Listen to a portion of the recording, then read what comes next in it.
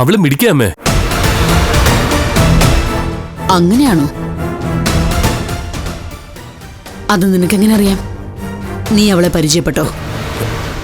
ഇല്ല, എനിക്കത്ര പരിചയമൊന്നുമില്ല. അവിടുത്തെ തൊഴിലാളികൾ പറഞ്ഞു കേട്ടതാ. ഓക്കെ. സോ നിനക്ക് അഞ്ജനയെ അറിയില്ല അല്ലേ? ഒരു പരിചയവുമില്ലാത്ത പെൺകുട്ടിയെ വിവാഹം ചെയ്തു കൊള്ളാമെന്ന് എങ്ങനെയാ പറയുന്നേ? അതും തൊഴിലാളികളെ വിളിച്ചുകൂട്ടി. അമ്മയ്ക്കാരാ ഈ ന്യൂസ് എത്തിച്ചത്? അവളെ ഇടയ്ക്കൊരു ആത്മഹത്യാ ശ്രമം നടത്തി. അവളെ സമാധാനപ്പെടുത്താനായി ഞാനൊരു സൈക്കോളജിക്കൽ അപ്രോച്ച് നടത്തിയതാ. എനിക്ക് പോലും അഞ്ജനയെ വിവാഹം ചെയ്യാൻ തോന്നുന്നു എന്ന് പറഞ്ഞതാ. അവൾക്ക് നല്ലൊരു ജീവിതം ഉണ്ടാവും, ആത്മഹത്യ ചെയ്യരുത് എന്നൊരു തത്വം ഞാൻ സൈക്കോളജിക്കലായിട്ട് അവതരിപ്പിച്ചു. അവളിപ്പോ അവിടെ എന്ത് പോസ്റ്റിലാ ജോലി ചെയ്യുന്നത്? അത് സൈക്കോളജിക്കൽ അപ്രോച്ച് ആയിട്ട് പി ആയിട്ട് അങ്ങോട്ട് നിയമിച്ചു. ഇന്ന് മുതൽ ഞാൻ പറയുന്നത് പോലെ നീ ജീവിക്കണം. ഇല്ലെങ്കിൽ നിന്റെ വൈസ് ചെയർമാൻ സ്ഥാനം ഞാൻ പിൻവലിക്കും. എന്റെ കാലശേഷം സ്വത്തുക്കൾ ഞാൻ ആർക്കെങ്കിലും എഴുതി വെക്കും. അമ്മ പറയുന്ന പോലെ ജീവിച്ചോളാം. എങ്കിൽ നിനക്ക് കൊള്ളാം. പിന്നെ നമുക്കൊരിടം വരെ പോകേണ്ടി വരും. എവിടെ അമ്മേ? അനുസരിച്ചാൽ മതി, ഇങ്ങോട്ട് ചോദ്യങ്ങൾ വേണ്ട. നീ പോയിട്ട് ഫ്രഷ് ആയിട്ട് വാ, ഞാൻ ആഹാരം എടുത്ത് വയ്ക്കാം. മനു, അമ്മേ, നിനക്ക് ആഹാരം വിളമ്പാൻ സ്മിത തന്നെ വേണമെന്നുണ്ടോ? അങ്ങനെ പറഞ്ഞു കൊടുക്ക് ജാനകി. എത്ര പറഞ്ഞിട്ട് ഇവക്ക് തലയിൽ കയറുന്നില്ല. അദ്ദേഹം ശരിയല്ല എന്നാ പറയുന്നത്. ജാനകി നേരിട്ട് അറിയുന്ന ആളല്ലേ. ഇവൾ അദ്ദേഹത്തെ തല്ലി, അത് ക്ഷമിച്ചില്ലേ? അതെ. മാത്രമല്ല പഠിപ്പിനൊത്ത് ജോലിയും കൊടുത്തു. അച്ഛനും ജാനകി എടുത്തിയും ഇവിടുത്തെ തൊഴിലാളികളും ഒക്കെ ശുദ്ധ മനസ്സുള്ളവരാ. അതുകൊണ്ട് എത്ര പറഞ്ഞാലും ചതി വരുന്ന വഴി മനസ്സിലാവില്ല. വിവാഹം എന്നത് രഹസ്യമായിട്ടാണോ? വീട്ടിലൊക്കെ അറിഞ്ഞല്ലേ. അങ്ങനെ വരുമ്പോ എന്തിനാ ഭയപ്പെടുന്നത്? എല്ലാവരോടുമായി ഞാനൊരു കാര്യം പറയാം. അരുണിനെ അല്ലാതെ ഞാൻ ആരെയും വിവാഹം ചെയ്യില്ല. മറ്റേതെങ്കിലും തീരുമാനത്തിന് എനിക്ക് വഴങ്ങേണ്ടി വന്നാൽ ഞാൻ പോവും. ഒരിക്കൽ പോയി മടങ്ങി വന്നതുപോലെയല്ല, ഒരിക്കലും മടങ്ങി വരാത്ത യാത്ര.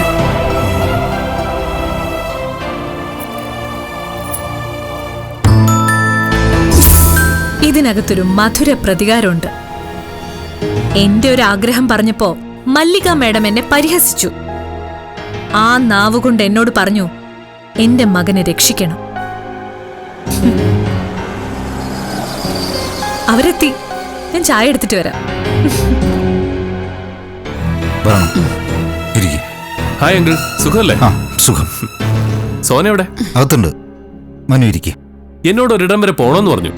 അത് ഇവിടേക്കാണെന്ന് ഞാൻ അറിഞ്ഞിരുന്നില്ല. Anything special? ഉണ്ടെന്ന് കൂട്ടിക്കോ.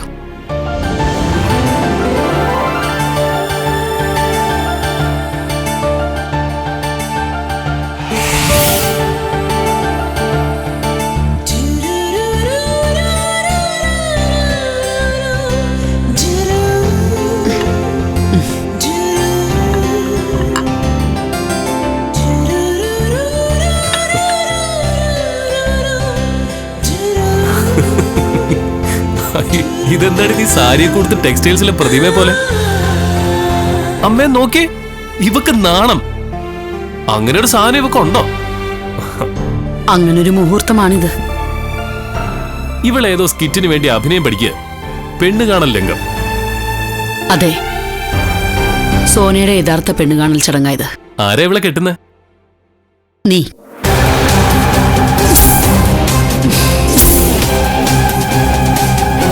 നീ ഇവളെ വിവാഹം ചെയ്യുന്നു. അതിന്റെ ചടങ്ങാ കഴിഞ്ഞത്. Really? യെസ്. എന്റെ സമ്മതം ചോദിച്ചില്ല. സമ്മതമല്ലെങ്കിൽ പറയാം. ഇപ്പോ സമ്മതമാണോ സോനയെ വിവാഹം കഴിക്കാൻ?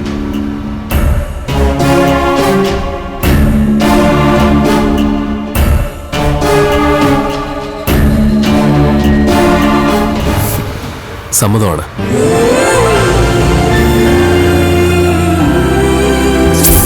നിനക്ക് നല്ലതോ ചീത്തയോ ആയ ഒരു ജീവിതമുണ്ട്. എനിക്കും. നിന്റെ പൂർവകാല കഥകൾ ചെയ്യാൻ ഞാൻ വരില്ല.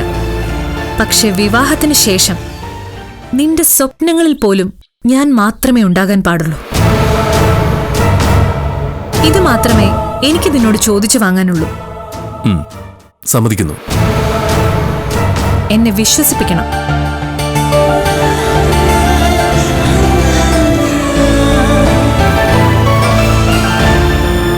എത്ര നാളായടാ കണ്ടിട്ട്? നീ ഇപ്പൊ വയസ്സല്ലേ? ആ, എന്താ നിന്നെ പെട്ടെന്ന് അമ്മ വിളിപ്പിച്ചത്?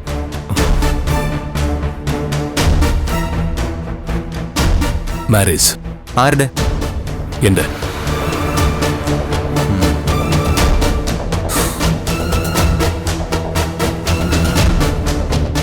അതിന്റെ പെണ്ണ് കാണൽ ചടങ്ങ് കഴിഞ്ഞു. ശരിക്കും അമ്മ ട്രാപ്പ് ചെയ്തതാടാ.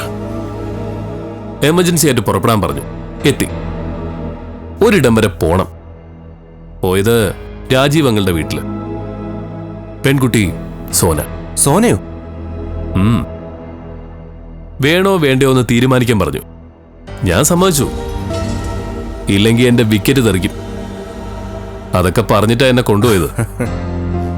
തെണ്ടി തിരിഞ്ഞ് നടക്കുന്നതിലും നല്ലതല്ലേ പറയാനൊരു ഭാര്യ.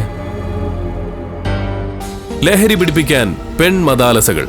അപ്പൊ അഞ്ജന? അതെന്റെ ലക്ഷ്യമോ?